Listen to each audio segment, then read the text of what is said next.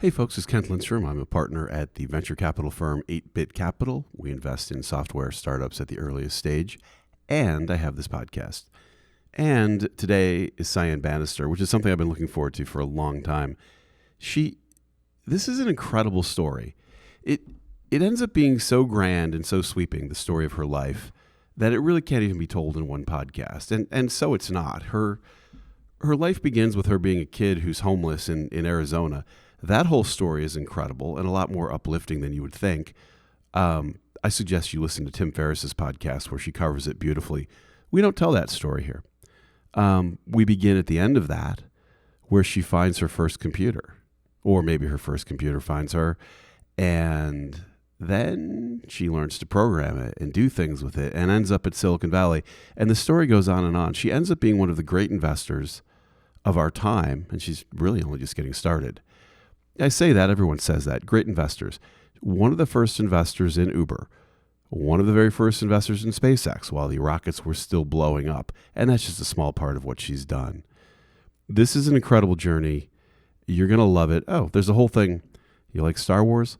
Great story about her experience with Star Wars and Lucasfilms that I don't think you've heard anywhere else, and I think will very much entertain you. So I'm really pleased to tell you that we've got Cyan Banister this time. I think you're going to like it. Welcome back.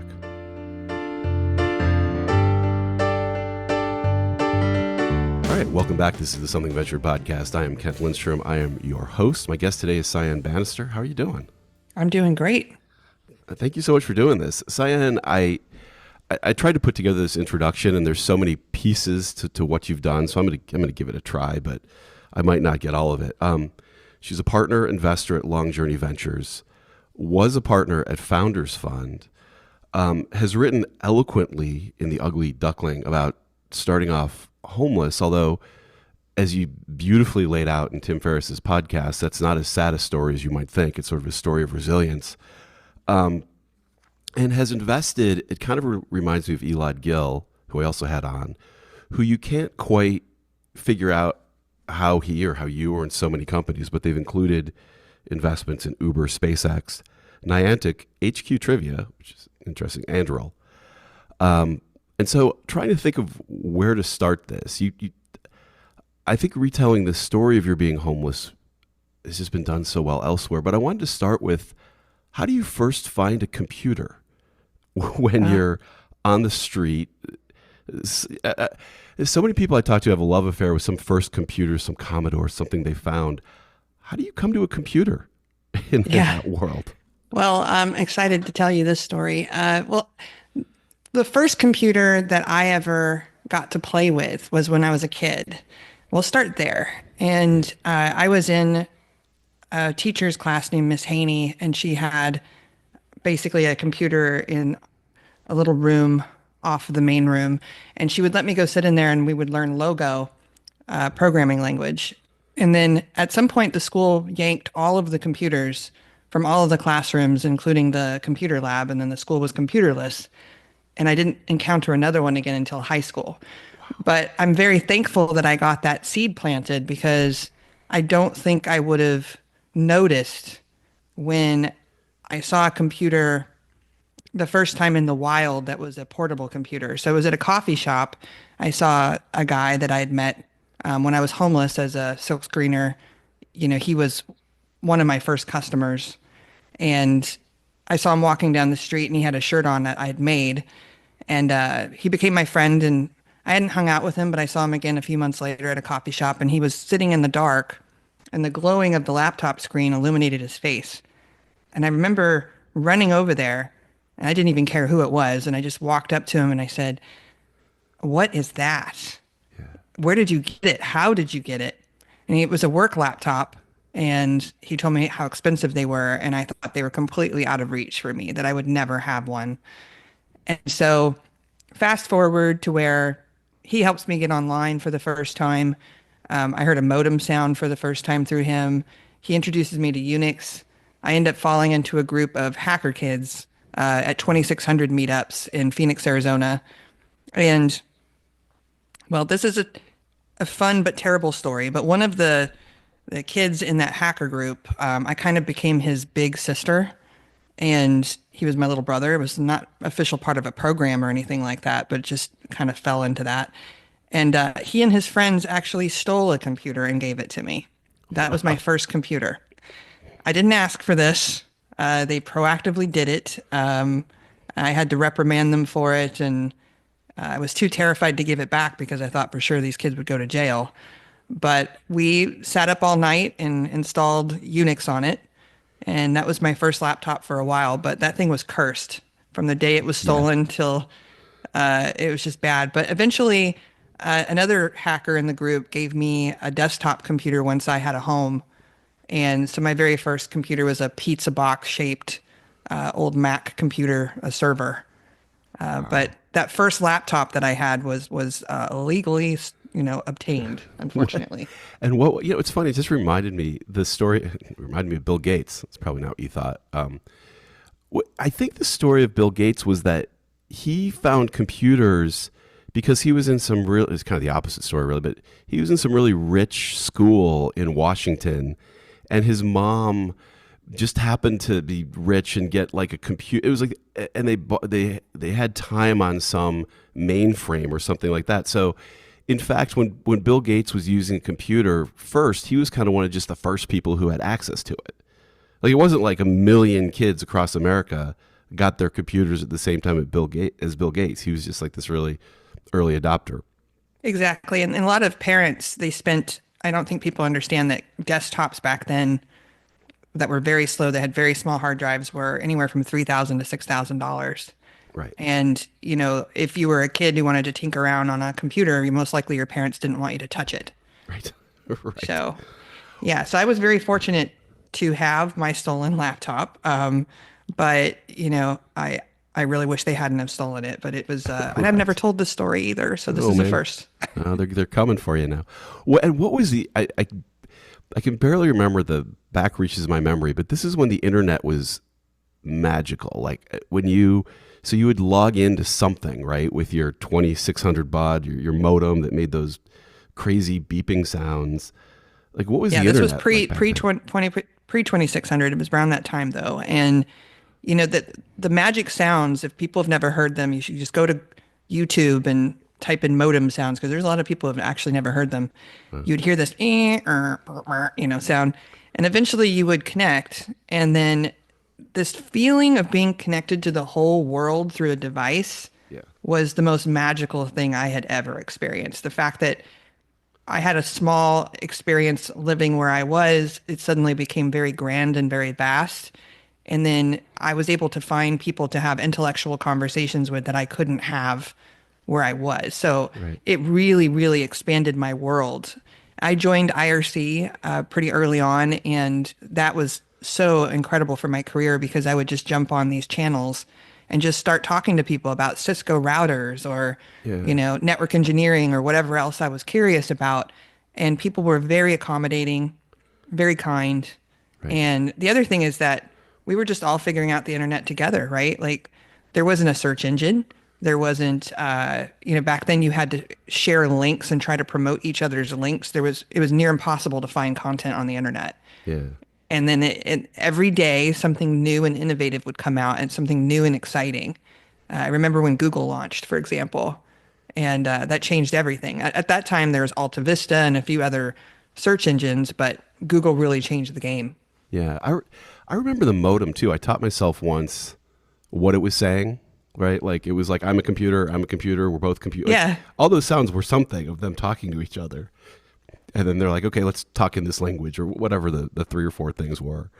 And I kind of recall too the internet, that early stage, being aware of the physicality of it.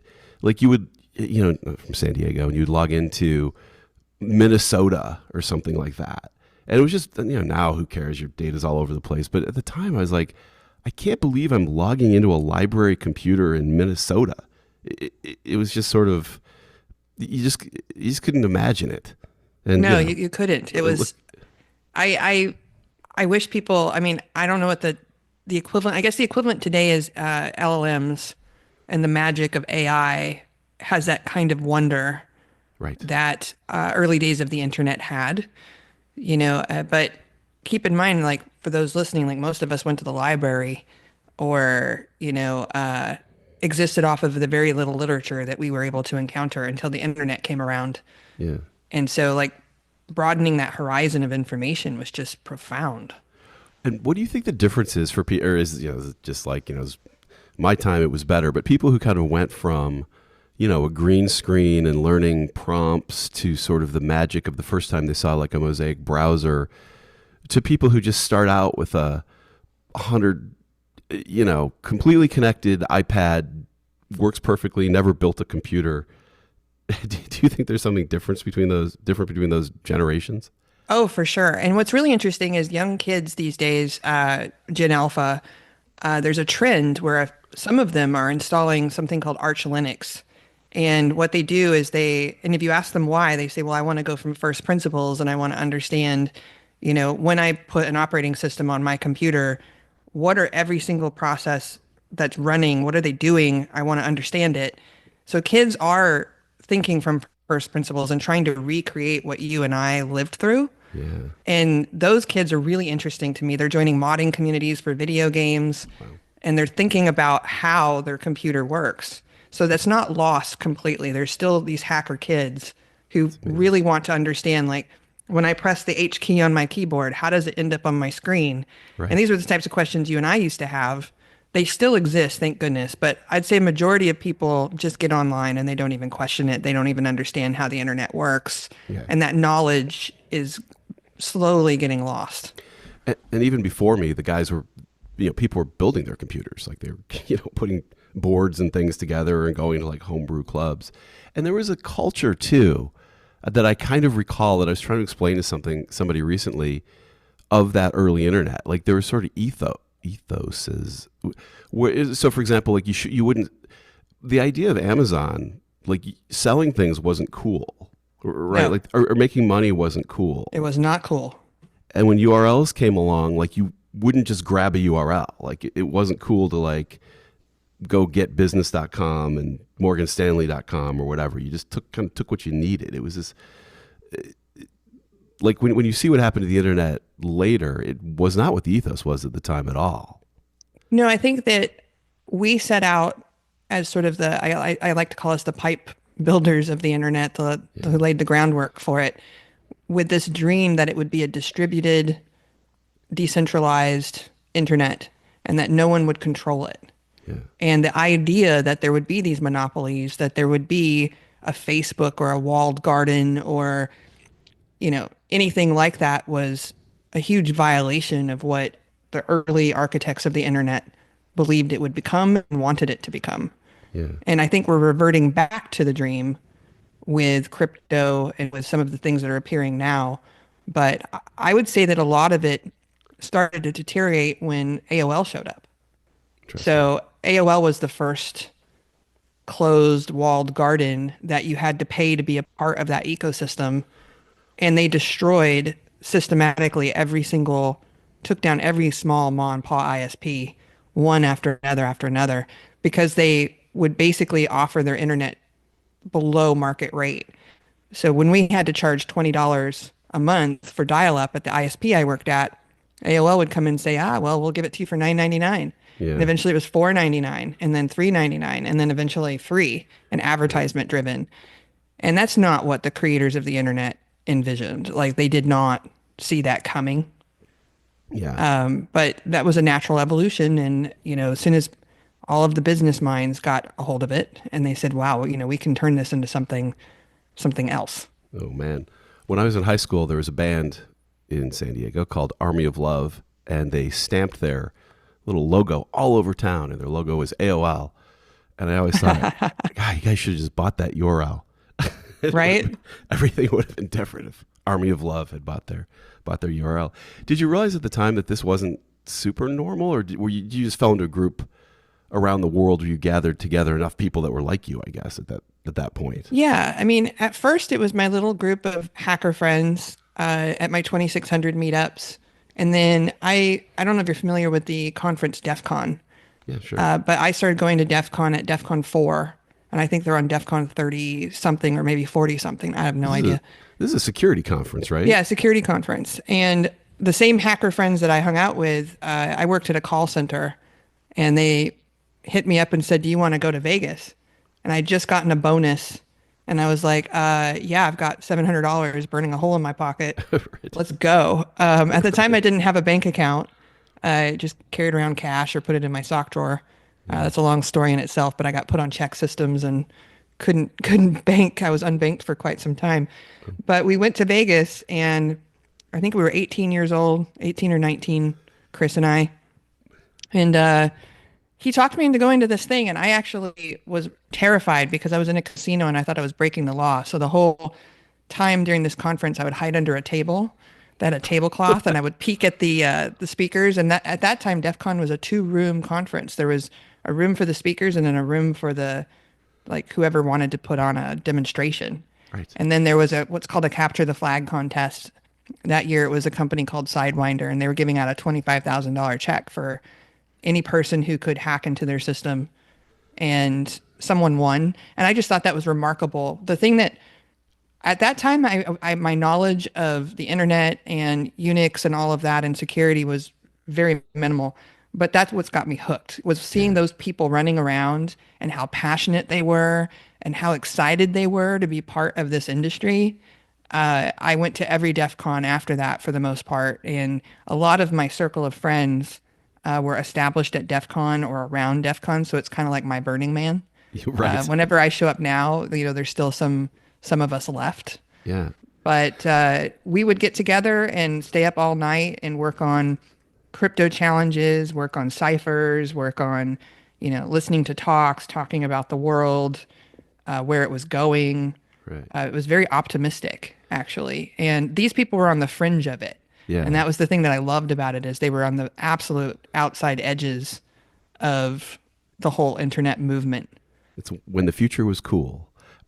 How do you then come across, I mean, I can kind of see the outlines of it now, but how do you come across and intersect with Silicon Valley? Or when do you just get a job Yeah. basically from all So of this? what was interesting was I was working at this thing called Western States Fire Protection Company, which is they do fire prevention and they do sprinklers for buildings and things like that. And I was what was called an expediter. I basically the foremen out on the jobs would call me and tell me they were missing a part. And I would go out to the shop and find the part, and then I would get into a truck and then drive it to the job location. And one of the things I became fascinated with there is that everything was manual, and there was no true ground truth understanding of what was in the shop. And so I talked the CEO into letting me inventory everything and start a whole system where I created a database around what was in the shop. Yeah. And I wouldn't say bored because I'm a very curious person, but if I'm sitting there doing nothing, I can't do it. I have to learn something at all times. And so that was me trying to learn something new. But also, they were ferrying around, what do you call it, blueprints by hand. They were printing them on these big rolls. And then I was like, why don't you put these on zip drives? Because those were a thing at the time. Right. And there's other, or FTP or something like this is just ridiculous that we're carrying on these scrolls all over town. Right. At that time, my friend said, you should get a job in the tech industry. You should not be doing what you're doing. And I was like, I don't know how to get a job in the tech industry. Don't you have to have a high school diploma or a degree or something? And they're like, no, this is the one industry where you don't need any of that. And I was like, okay, tell me more. And they said, well, why don't you come over and we'll role play what it means to be a tech support person for dial-up. And my friends role played with me. They were the customer. I was the support person. And we went through several calls where I would troubleshoot whatever problem they were having. And then I got an interview at an ISP and they hired me to do dial-up tech support. So that's how I got into the industry. Now, how I advanced in the industry was my boss, Lee, who's an amazing mentor. Unfortunately, he's no longer with us, but he saw me, I guess, wasting my time in his opinion. Speaking of domains, I actually registered a ton of them because they were free. And so I would sit there and just all day long register domains. And then ICANN started sending out bills. They were $100 a domain. And I started getting trash bags of bills showing up. and I couldn't pay them. So I had to like figure out which domains to keep. And I ended up keeping lucasfilms.com, whirlpool.com, masteryoda.com, Right.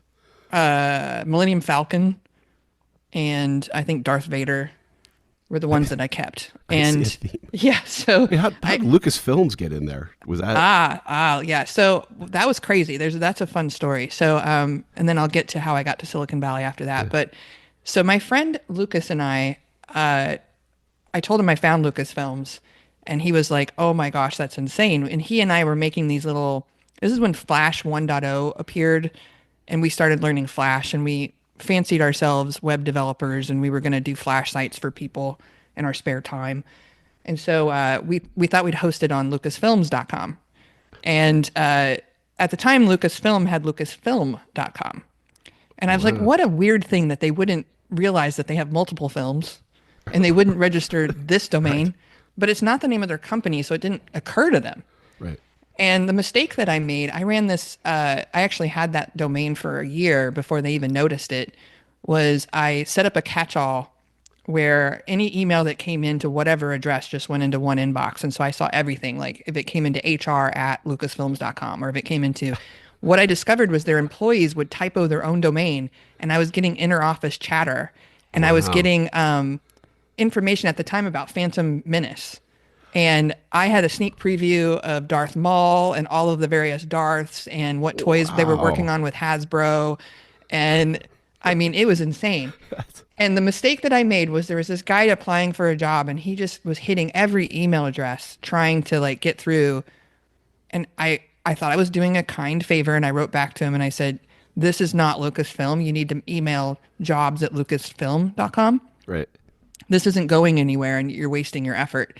Well, he reported that to their legal department. Wow. And then their legal department started coming after me. And I didn't figure this out. I'll tell you another thing. I was a young person, and I was not a fully developed person with a sense of morality that I have now. So I just will give you that disclaimer. But there was an email that had a 1-800 number to call into that was a conference call, or well, maybe it wasn't even 1-800 number, but it was some kind of number. But anyway, I called into it, and it was the lawyers talking about all the various domains they wanted to get back from people. And I sat and listened in on this call. Wow. And they went through each one of us, and they got to me. And to listen to them talk about me, they're like, Cyan Callahan, which was my name at the time. Right. She won't be a problem. She'll roll. She'll just, the way they talked about me, it was so funny. Disrespectful. Yeah. So they sent out a private detective eventually. This went on for years. Wow. To follow me around. They went to various different businesses to ask about me. And I think they got a little spooked because my best friend's name is Lucas, and we made films. Right. And when they called me eventually, they asked me, they were like, you can't get away with this. We have an implied trademark. It turned out Lucasfilm was not at the time trademarked. It was implied. Wow. So it's like Coca-Cola. Like, Right. they would win. I didn't stand a chance. I got an attorney who was just out of university, freshly minted, to represent me. And he managed to negotiate $500 film crew jacket that was supposed to fit me, but it was like a 3XL that they sent me. Right. I wanted a life-size Boba Fett, Yep. and they did not send that. And then a tour of Skywalker Ranch. Wow. And instead, I got $500, a film crew jacket, and the ability, get this is the best part. They told me I could register. They wouldn't register it for me. I could register, and I could lawfully, with permission, operate a fan site at these two domains that they picked for me, which is feelingthepower.com and notajediyet.com. Wow. That has to be the craziest negotiation I've heard. Yeah, I mean, it was nuts. Whirlpool I had, and it was just taken from me. They didn't even bother. They just took it. They wrote to ICANN and was like, GE was like, we own the Whirlpool brand. But Whirlpool is a thing that occurs in nature. Right. They shouldn't have been able to take it, but they did. Yeah.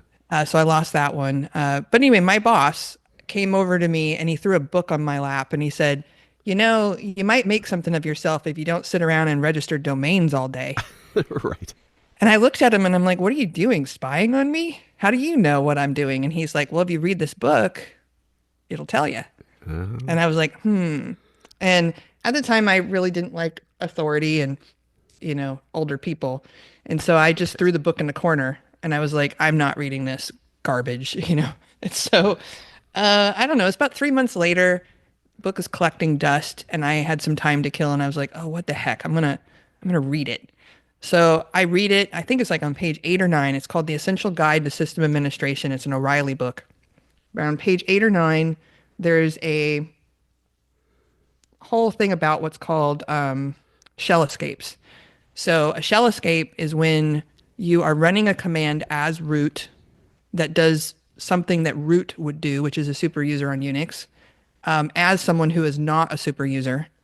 So it gives you very temporary abilities to do something as an administrator on a computer, and then it ends. But while that command is running, if you escape out of it into a shell and you type, "Who am I?"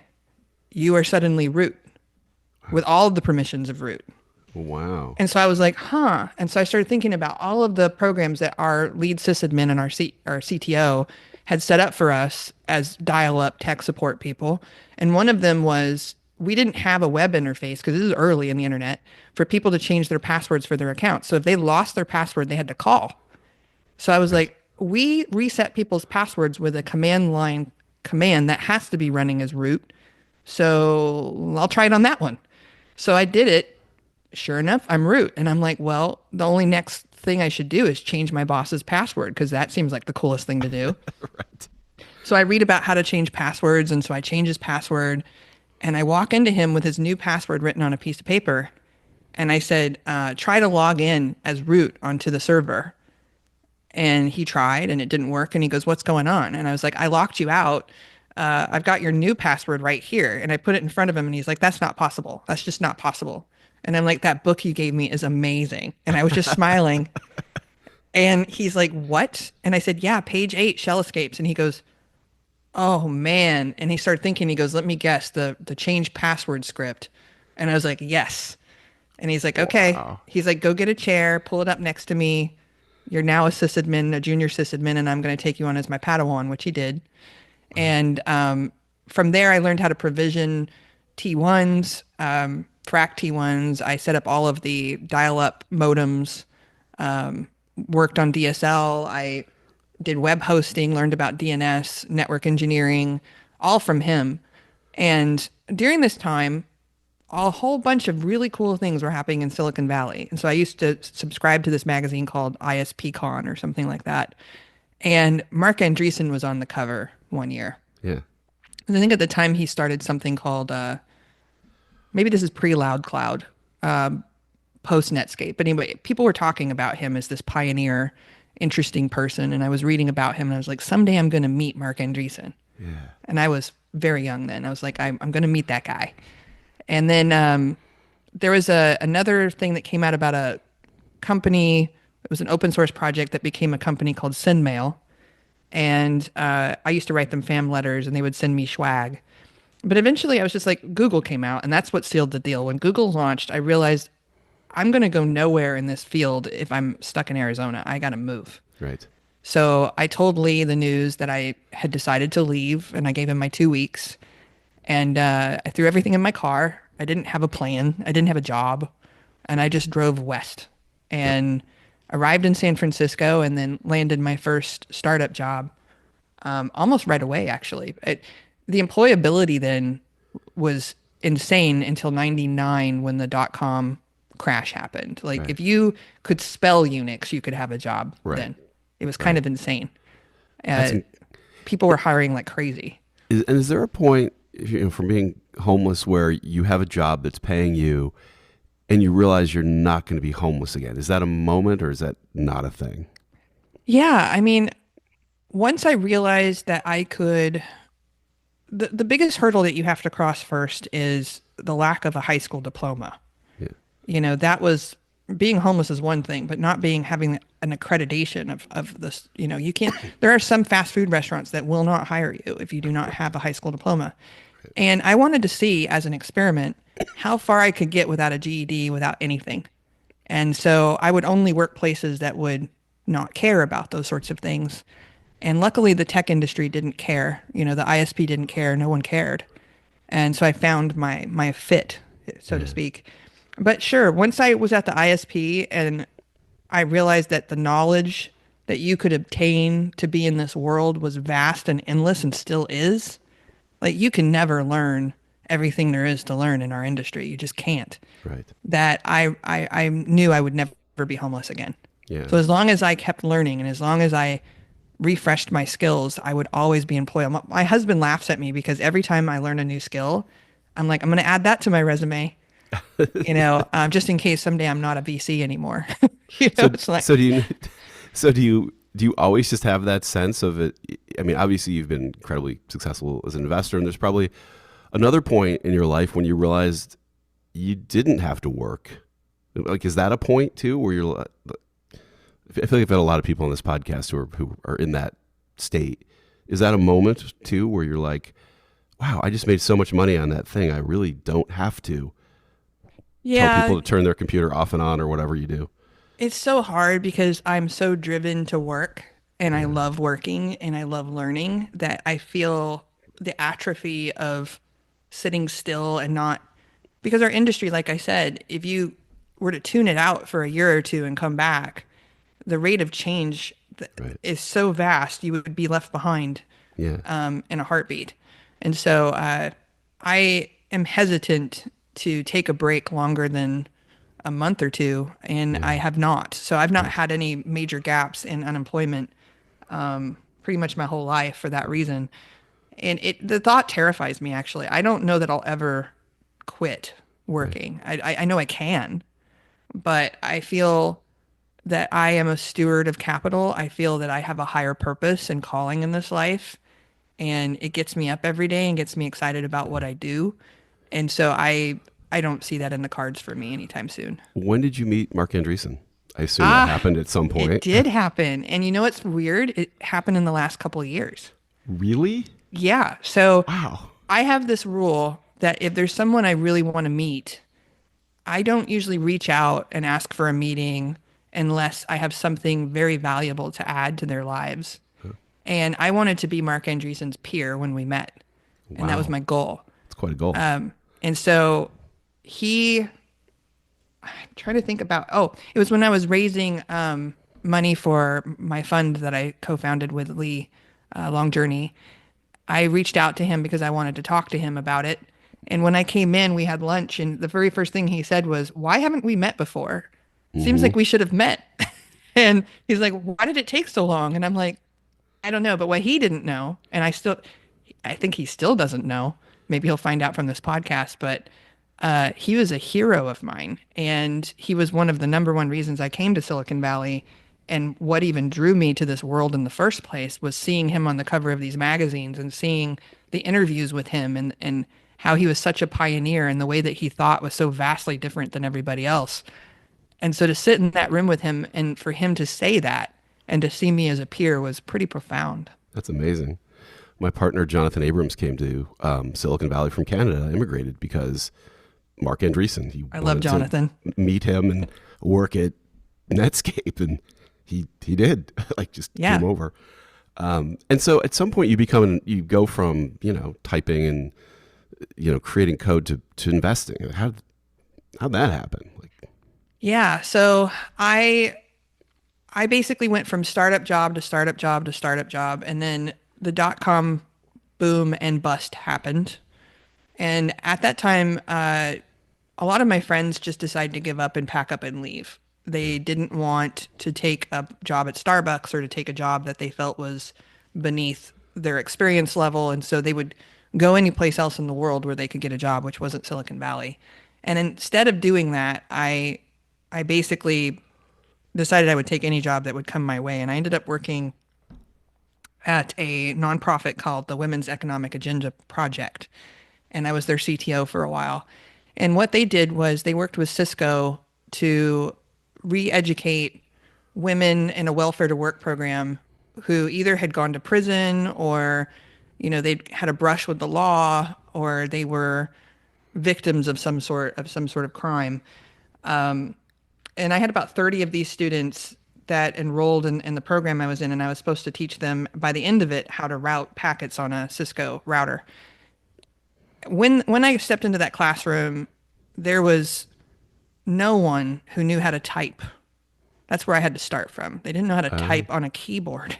oh, right. So I was like, wow. And Cisco didn't prepare me for that. They expected everyone to be able to walk into that classroom with at least some knowledge of how a computer worked. So I had to start with Mavis Beacon, teach these women how to type. I had to teach them binary math. Many of them had never had math skills taught to them, Right. to get to the point where I could even teach them about the foundations of how the internet worked. So that took probably 3 or 4 months by itself. And this allowed me to weather the storm of the downturn and the bust. Is I just buried my head in this problem of how do I teach these women, or how do I teach this period to Right. people? And I became obsessed with obtaining knowledge on teaching. And so I set up a computer lab for kids for after school, working with hearing impaired kids, and they would stop by and they would use my lab. And this is in downtown Oakland. At some point, I started to see some signs of life that jobs were coming back, and I applied for a job at this email service provider, which basically is they're spammers. Yeah. Right. Right.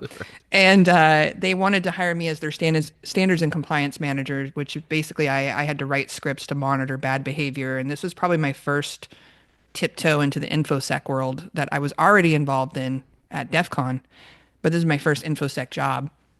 So I worked there, and as people were losing their jobs, I started a mailing list called techlist.org. And the idea was that, and I do still believe this is true, that the best jobs never get posted to websites. They're obtained through referrals. And so this was a referral network that I created where if you had a job where you could get a bonus or a referral and you were able to hand walk someone in, we could do job placements that way. Well, one day a job for a company called Ironport ended up on my own message board. Oh, yeah. And I really liked the sound of it. I was like, I want to interview there. And so I applied for a job there. I applied for an entry level job because I didn't see any other jobs that fit me. But because I was hand walked in by a guy named Shane who was in their QA department, they decided to put me in a whole other position that wasn't even again posted on the website, because it was a referral.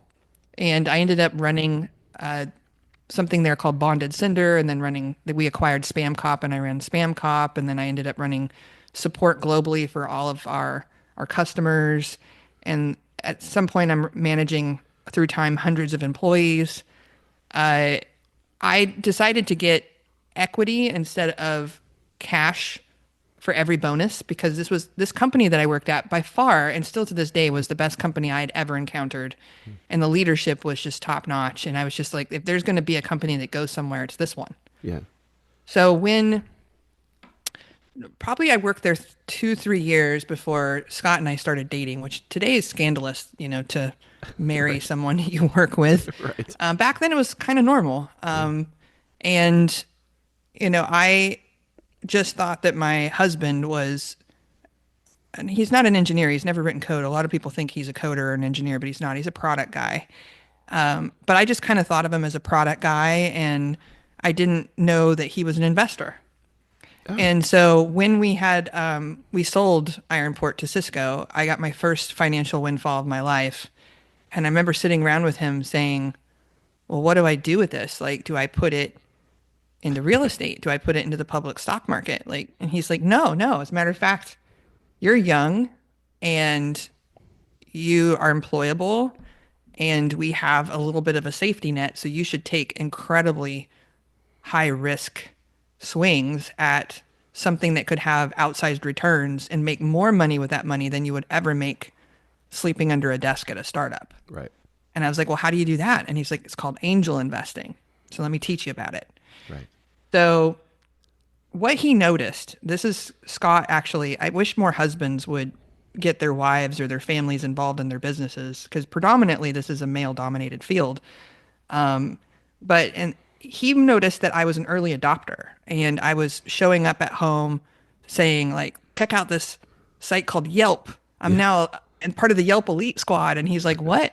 And then, interestingly, he was involved with Yelp and I had no idea. Like he actually helped name Yelp. Right. And he started to take notice of this. My wife is constantly coming home with some new investable thing.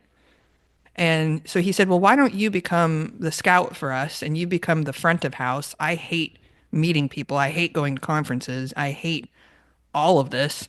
And he's like, you go out and you do this stuff, meet all the people, do all the things, and then come back and tell me what you find, and we'll start making decisions together. So we started that way. And my first check that I wrote was into SpaceX. And Wow. how that happened was all because, again, my husband went to school at University of Illinois, and he went to school with Luke Nosek and Max Levchin. Interestingly, Marc Andreesen also went to that Yeah. school, but he's their senior. Yeah. I think Chris Michael, a bunch of, yeah. yeah, a bunch of people went there. And when they dropped out of school, they came out west and they, co-created PayPal all together. And my husband, had a couple of success stories where he had built and sold companies by the time he was 20 years old. And he was one of the first angel investors. He started investing in his early 20s. And one of his first checks was into PayPal. So Luke Nosek and him go way back to college. Luke, obviously there's the famous story of Elon getting involved with PayPal, and so they all had worked with Elon in some capacity. But Luke had reconnected with Elon and was helping him raise money for SpaceX. So at the time when I invested, the rockets were still blowing up on the launch pad, Yep. and they needed a bridge round to survive. And so they went out. Basically, Luke came to our house and he got on his knees and he was like, I am hitting up every friend for every dollar that they have. Like, what do you have? Look in your couches, look wherever you are, just find it, sell whatever you need to sell. Do you have property that you can sell? Like, we need it. Right. And Scott looks at me and he goes, well, there's an opportunity. And I was like, what? And he goes, you could put everything into that.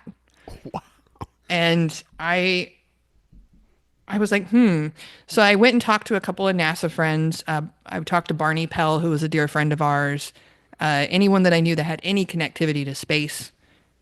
And most people at the time were like, no private individual should have the right to do what Elon was trying to do. NASA has it covered. We don't need reusable rockets. We're never going to launch this many satellites. Like the objections were long, Yeah. but the conviction that Luke had was what got me. Like seeing a person get on their knees and basically say, I'm going to dedicate my life. And he has. He has never wavered. Like Luke continues to this day. He's on the board of SpaceX and continues to raise money for that company.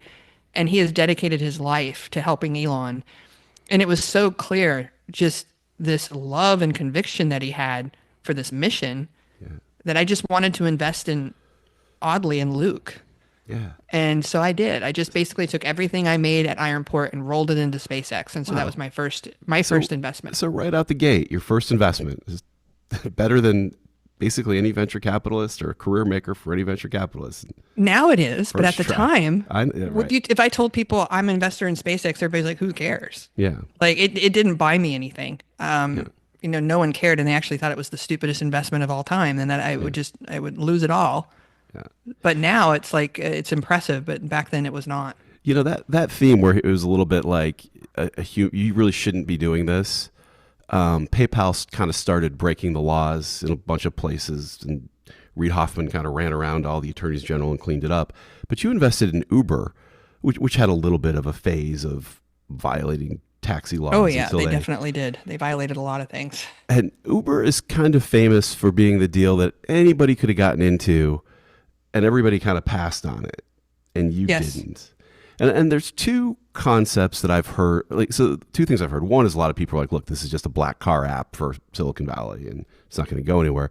The other one was that Travis wasn't going to, that I think today I would still, as a VC, wouldn't invest in, that Travis wasn't going to be the CEO, that the founder was actually working on something else and putting an ad on. Like, how did you pick this out when everyone else was famously passing on it? So the first time I heard about Uber was I had a livery driver that would drive me to the airport, and his name's Roger. And he handed me Ryan Graves' business card, and he said, have you ever, he's like, I'm not an investor, but if I was, I would invest in this thing called Uber Cab. Yeah. You should reach out to this guy, Ryan Graves, and get a pitch. And he said, because I really think it's going somewhere. And I was like, well, tell me about it. And at the time, he was working for them, but being paid by the hour, and he was the only driver. And so you would summon him using a phone number that you would text. I don't know if you remember, but it was not an app. It Right. was a phone number. Yeah.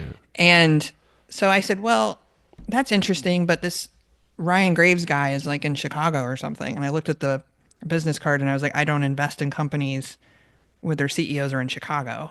You know, I only invest in Silicon Valley companies, because anytime that I had made an investment outside of Silicon Valley, I was never able to help them raise subsequent funding if they struggled because everything was ecosystem dependent at the time. That's changed. Like now, I can invest in a company in New York and I know 20 other investors who would co-invest beside me in location. It just doesn't matter. But at the time, it mattered. And so I dismissed it. I was like, I don't know. So the next time I got into the car, he's like, Cyan, did you call Ryan Graves? And I was like, no. And he's like, well, we now have 7 drivers. You know, my wife Yeah. is driving, my uncle's driving, my cousin's driving. I'm bringing in people from Brazil. And I was like, well, are you guys all still making, money by the hour? Because the marketplace wasn't working yet. And he said, yes, Uber's still paying us. And I was like, okay, well, let me know when they stop paying you and when the customers are paying you, because that's what I want to know. And he said, sure enough. Okay. And several other rides. He keeps trying to push Ryan Graves. I have a collection of Ryan Graves business cards. I should frame them, Right. from Roger.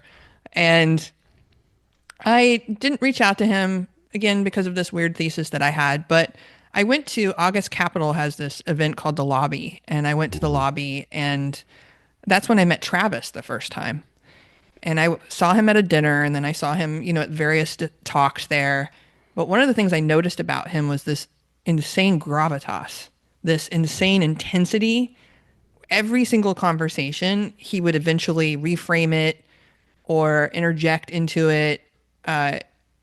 It didn't kind of matter what we were doing. Like if we were at the buffet line, he seemed to be in charge of the buffet line. Right. He had this natural leadership ability that people just didn't seem to mind, but it was also aggressive. Yeah. And so he declared at one point at a dinner that he had left Red Swoosh and he was looking for his next thing. And any good investor worth their salt is going to notice that somebody as interesting is looking for their next thing.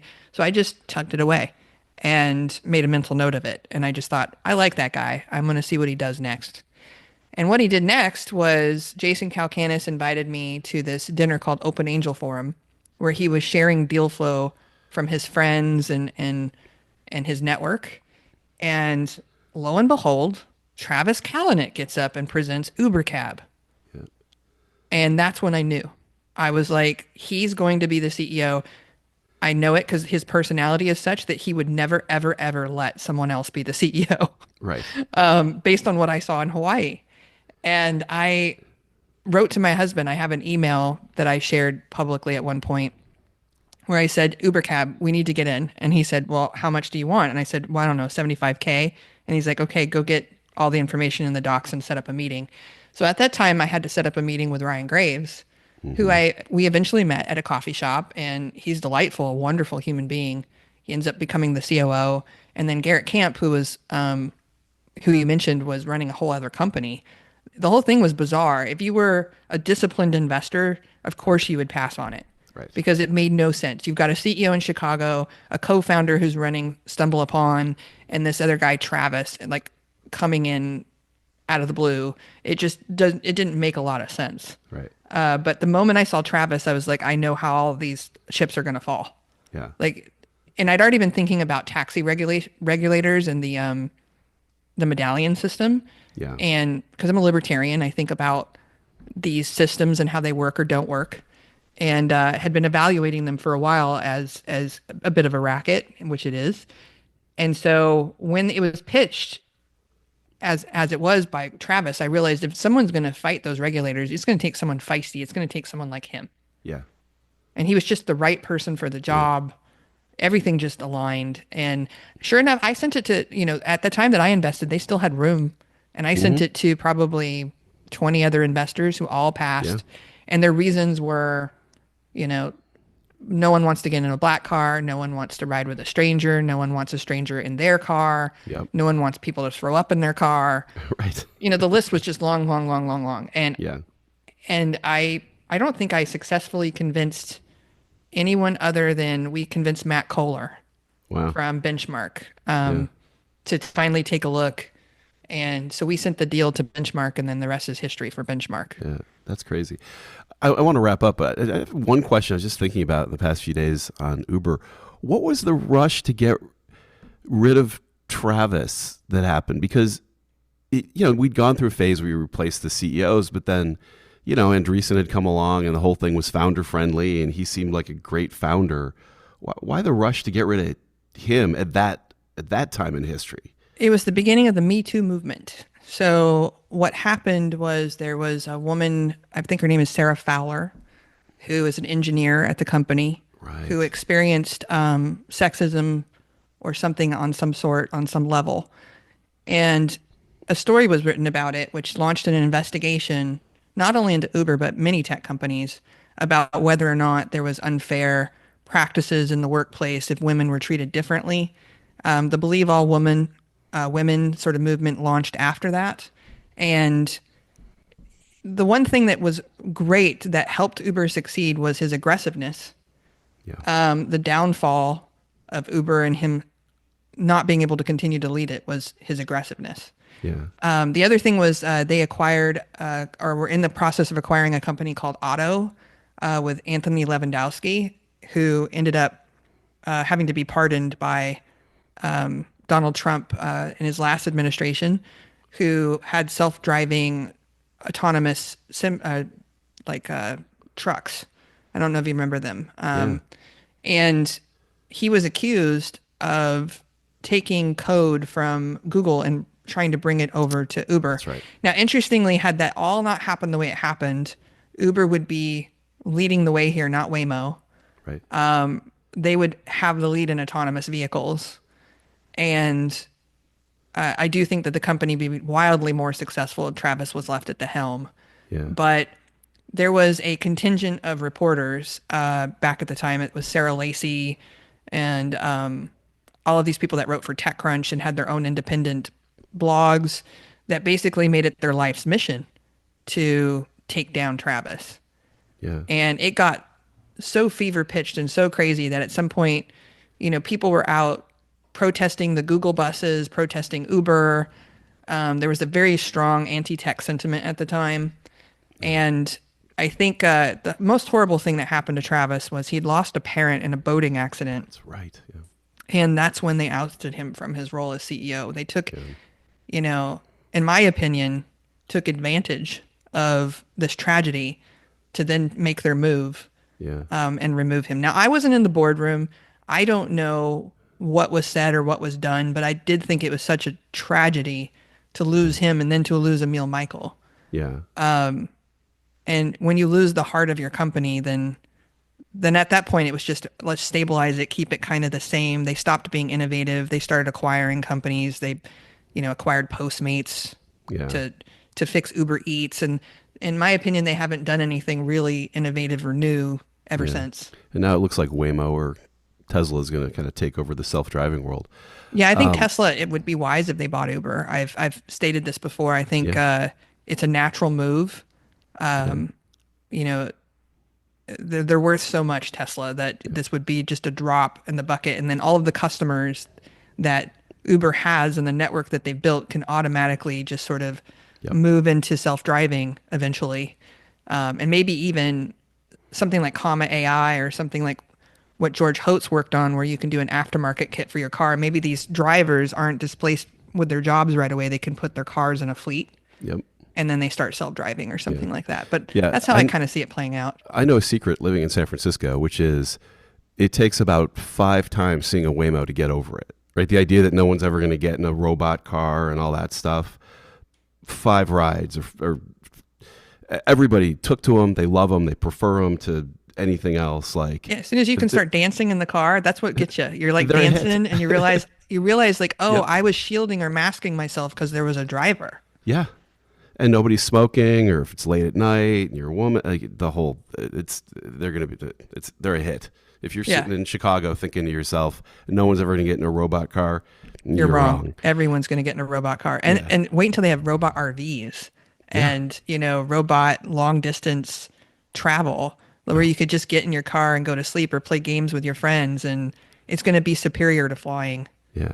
Like, people are going to love it. It's incredible. I wanted to wrap up with, I just saw the, kind of going back to the beginning, in terms of what are you optimistic? I mean, the Silk Road guy just got pardoned by Donald Yeah, Trump. Like, I worked on that pardon for a long time.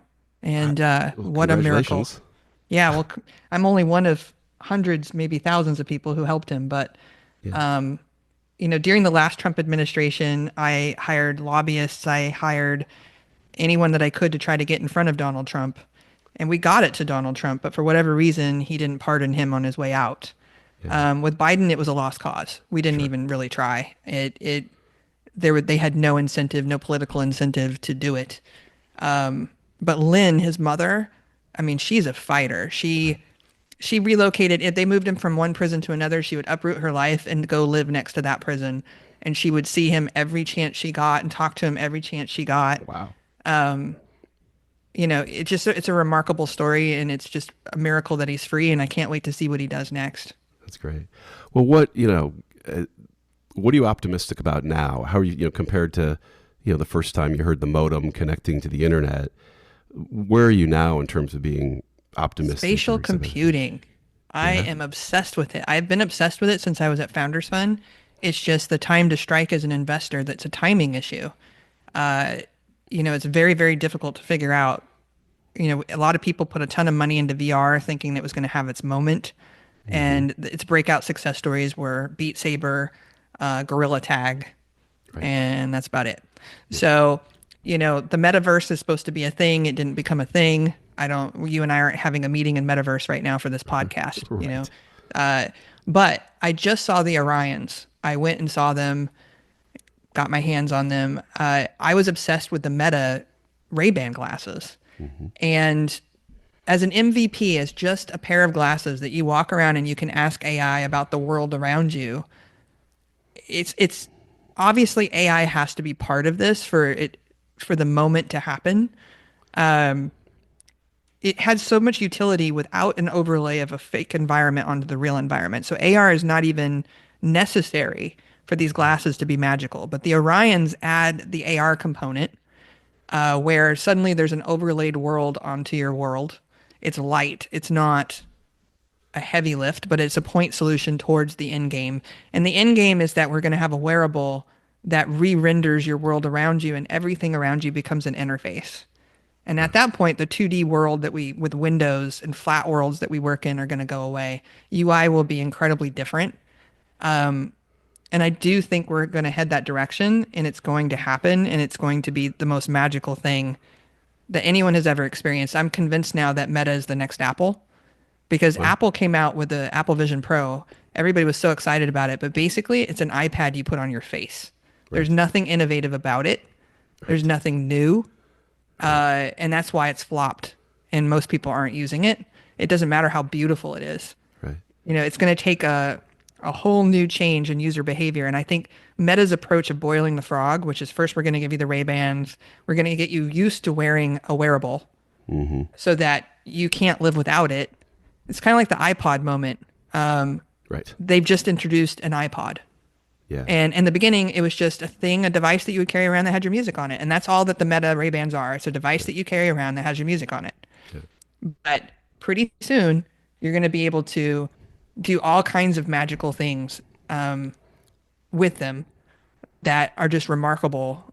And That's cool. and the form factor, like they're light. There's not this big old battery that you're tethered to with a cord.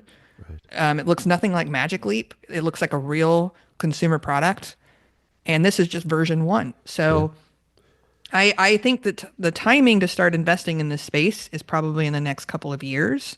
And then I think that it's going to end up being kind of like the Atari, when the Atari came into the home and you suddenly had video games that came out of, the laundromat are suddenly available to you. Right. The first ecosystem of applications are going to be very, very minimal, but very powerful. And then over time, that's going to become a really rich ecosystem of things that you can't imagine what it's going to be Yeah. like. It's just going to be wonderful. So I'm getting excited about it. I'm trying to figure out where the foundational investments are. I tend to like to avoid trends.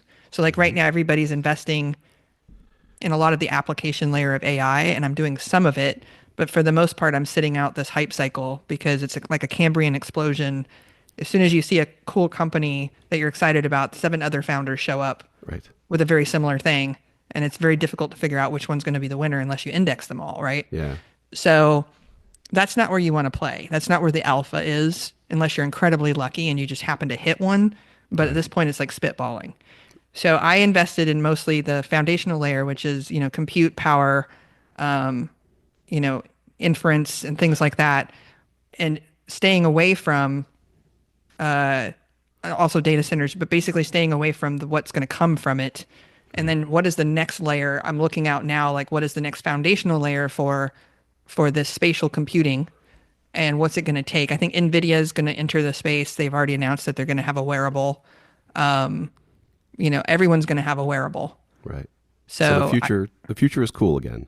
the future's cool. I mean, Yeah. if you think about it, like there's so many things to be optimistic about. I mean, the people are so worried about AI and job displacement, but jobs are not going to be necessarily displaced. They're going to be reconfigured. They're going to be different. Right. You're going to be able to have multimillionaires. A new type of entrepreneur is going to emerge that might not even be investable from a venture standpoint for what we do.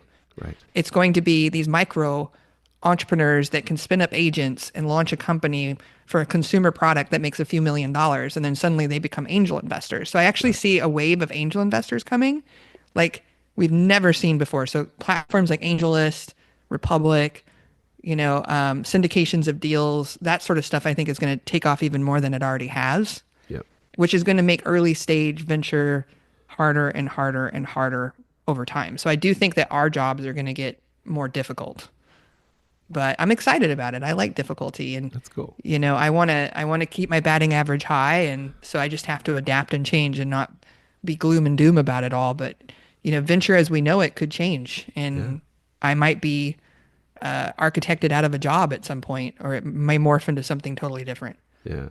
Well, as long as the technology keeps evolving, it doesn't really matter. I mean, that's what's Yeah. cool. Like that's what you started doing. You didn't start trying to get rich. You started trying to meet people on the internet and figure out how to become the root, Yeah, basically. exactly. Money was a side effect, but it was never the goal. Yeah. I wanted to see these products exist in the world and I wanted people to use them.